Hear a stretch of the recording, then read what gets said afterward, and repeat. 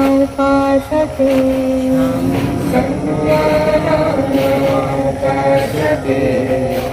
संज्ञानानाकाशते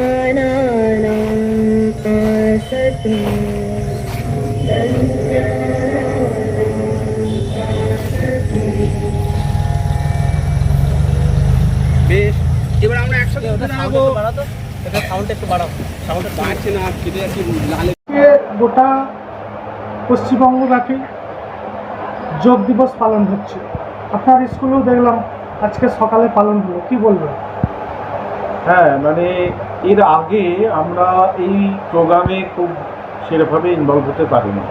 আজকে মুখ্যমন্ত্রীর ডাকে এবং আমাদের প্রধানমন্ত্রী মাননীয় শ্রী যে ডাক দিয়েছেন আমাদেরকে, তো সেই নরেন্দ্র মোদীর ডাককে উপেক্ষা করা অসম্ভব।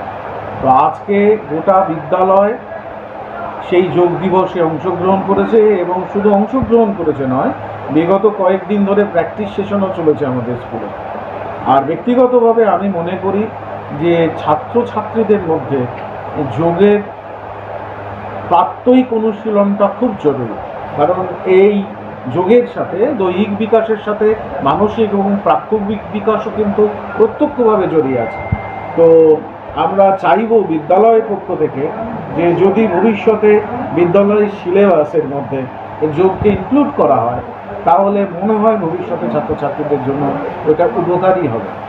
বিদ্যালয় সর্বদা ছাত্রছাত্রীদের উন্নতি গল্পে সচেষ্ট এবং আজকের এই যোগ দিবস আমাদের সাধ্য মতন আমরা পালন করার চেষ্টা করেছি এবং এলাকার মানুষকে সচেতন করানোর চেষ্টা করেছি, যাতে একদিনের যোগ করলেই নয়, এটা যেন তারা অভ্যাসে পরিণত করে।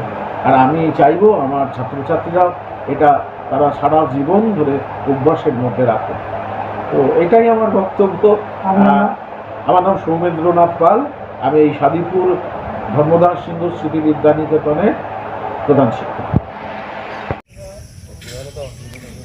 আচ্ছা, নেক্সট যে আসনটা আমরা করব সেটার জন্য আমাদের পা ফাঁক করতে হবে। দেখো, পা ফাঁক করবে, ঠিক আছে।